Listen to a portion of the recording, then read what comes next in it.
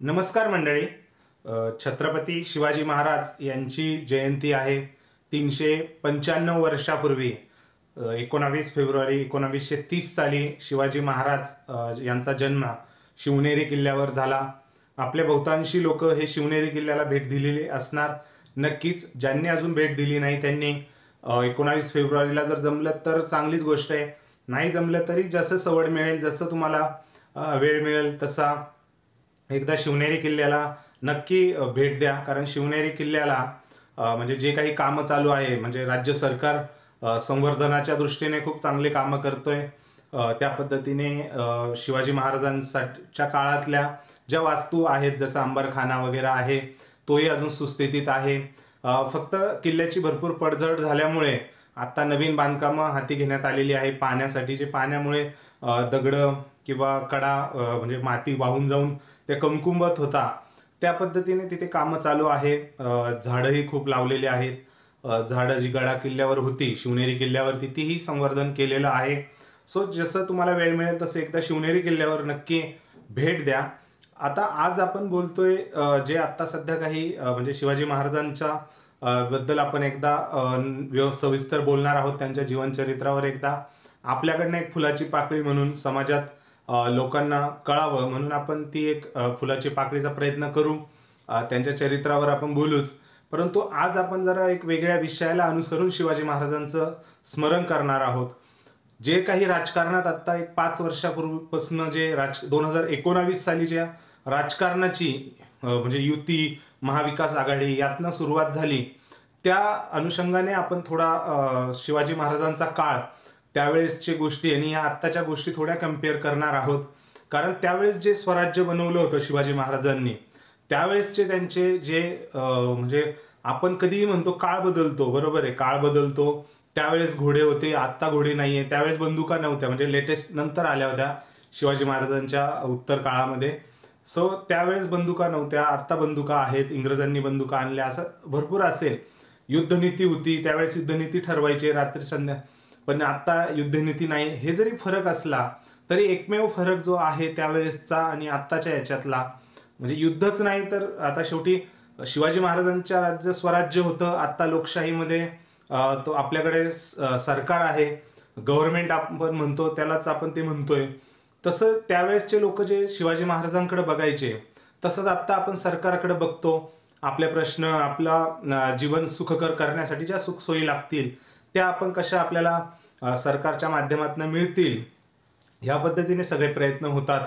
पण आता आपण त्या याच्यावरती जे आहे आपला मेजर माझं बोलण्याचा मुद्दा आहे की त्यावेळेसचे विचारधारा जी आपण म्हणतो ती शिवाजी महाराजांच्या काळातली होती आणि आत्ताची विचारधारा ही आतमध्ये खूप विषम अंतर आढळतं.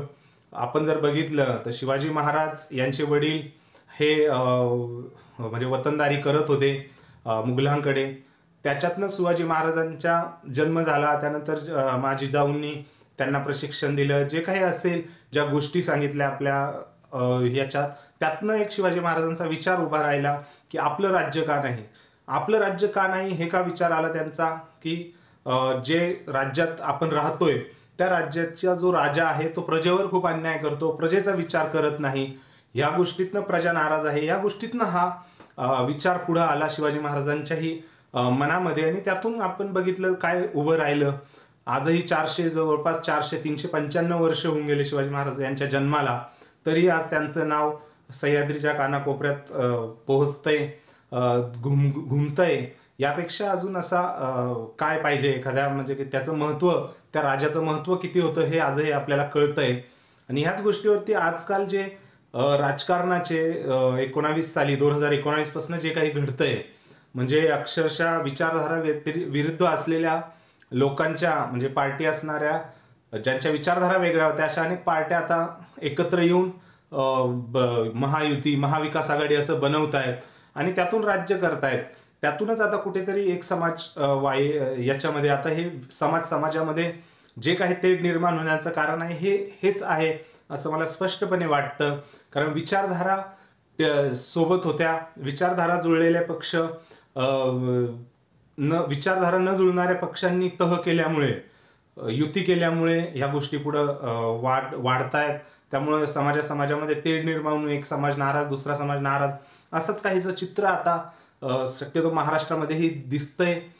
बीड जिल्ह्यामध्ये आपण काय घडतंय ते बघतोय. ह्या सर्व गोष्टी बघताना नक्कीच आठवतंय की म्हणजे युतीच्या नावाखाली विचारधारा सेम नसलेले पक्ष एकत्र येत आहेत. शिवाजी महाराज यांच्या काळातही आपण बघितलं, पण त्याला आपण तह म्हणायचो, युती नव्हती. शिवाजी महाराजांनीही युती केली असती की दिल्लीवरती आम्हाला राज्य करायचंय तर ते केव्हाही झालं असतं, परंतु असं नाही.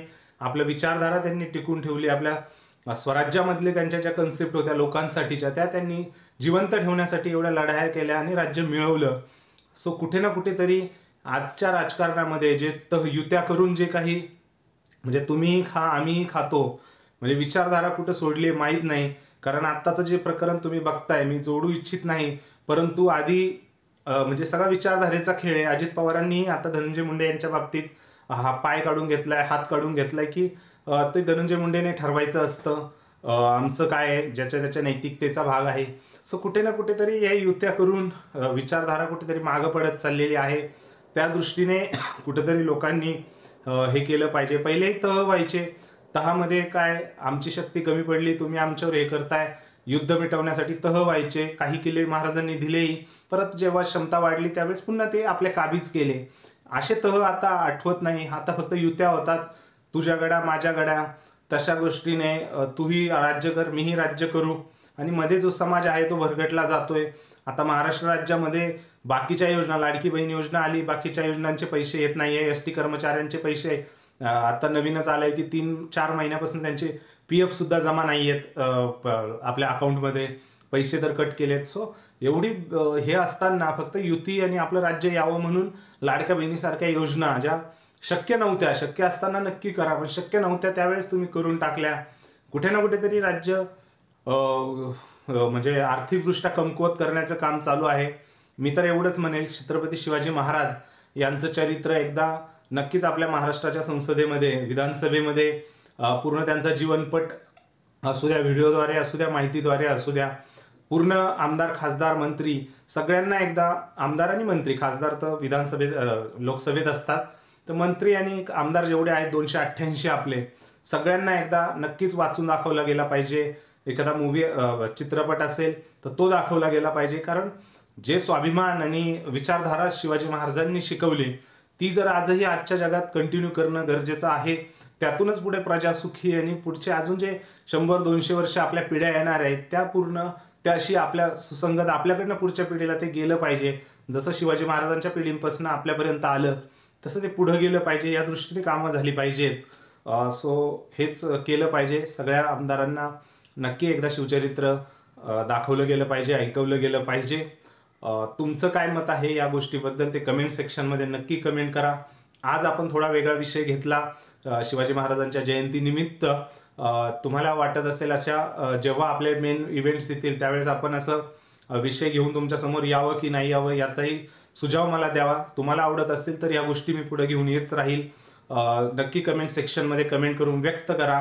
व्हिडिओ आवडल्यास लाईक करा आणि आपल्या चॅनलला सबस्क्राईब करायला विसरू नका. धन्यवाद.